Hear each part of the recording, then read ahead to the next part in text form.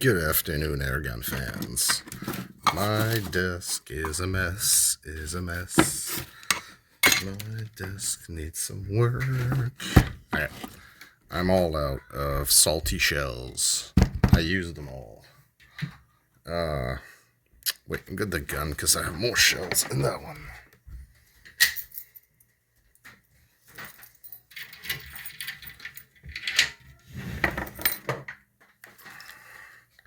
CO2 revolver. Oh, there's one left, so I get to show you what it looks like when it's done.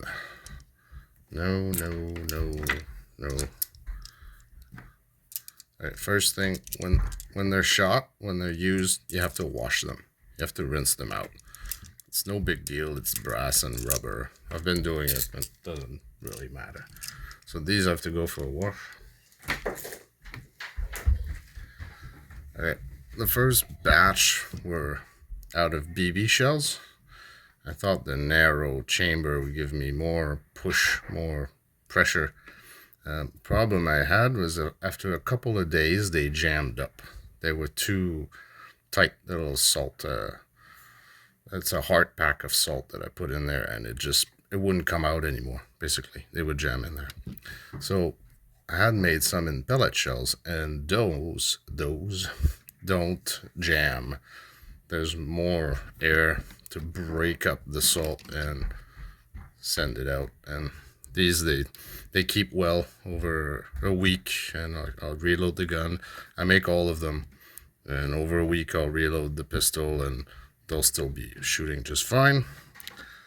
So let's make one, because my phone doesn't have much space on it, so I can't make long videos.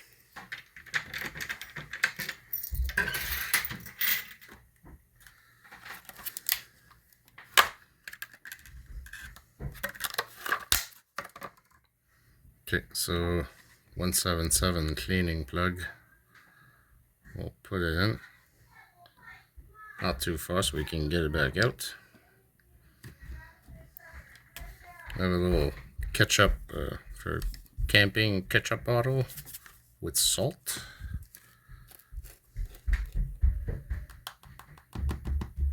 This is our powder counter. So what we're going to do is fill this end of it with salt. So we have a steady measure of a salt slug. So in the bottom sleeve is, I do leave a little extra because the slugs can take it. I've been making them like progressively bigger and bigger.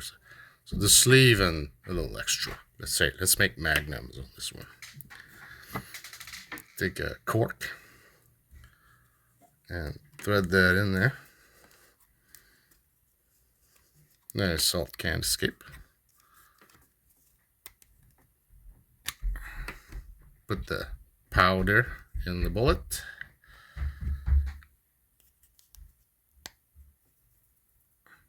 I think it all went because it slipped off, but it already fell through. There we go.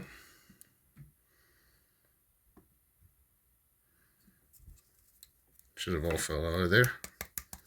Yes. Cap back on.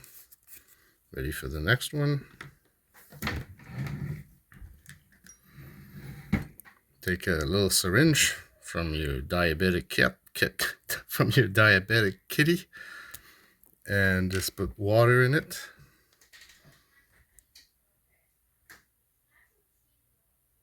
Oopsie.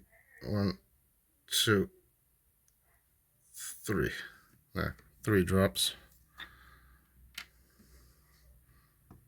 Let it fall down a bit.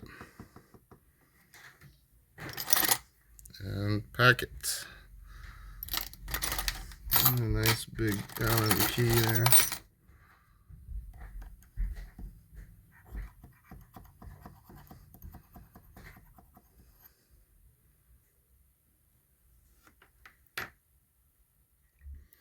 Okay, then usually I make 6 at a time. But there's a thing where you have to wait a little bit after putting a few drops of water. You want to let it set properly. So I went out, I rinsed my other shells while I was waiting, and went back. So it should have packed. We can take out the plug. And there's our salt shot.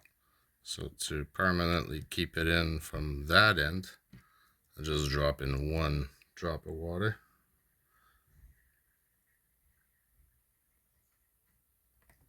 Now, when this dries, it'll be rigid just enough to keep its position, and then it'll explode when the CO2 hits it. It'll pulverize it again.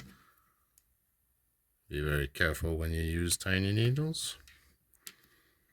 That's it. That's the salt shell. So that's actually the Mark III, because the Mark II I made using a piece of tape. So the salt was flush to the back end. And from the get-go, it wasn't sitting right with me. Then I got the idea to put a bit of a plug in it. And now we have a bit of a choke for the CO2 to build up. And this will actually be even more efficient. So I'll make a whole other tray, I guess, because I'm having so much fun with these. I got my bug assault upstairs, and I got this guy downstairs, so I never have to chase for my salt gun when there's a the fly bugging me while doing my air gun stuff. So that's, excuse me, that's the salt shells, guys. See you next time.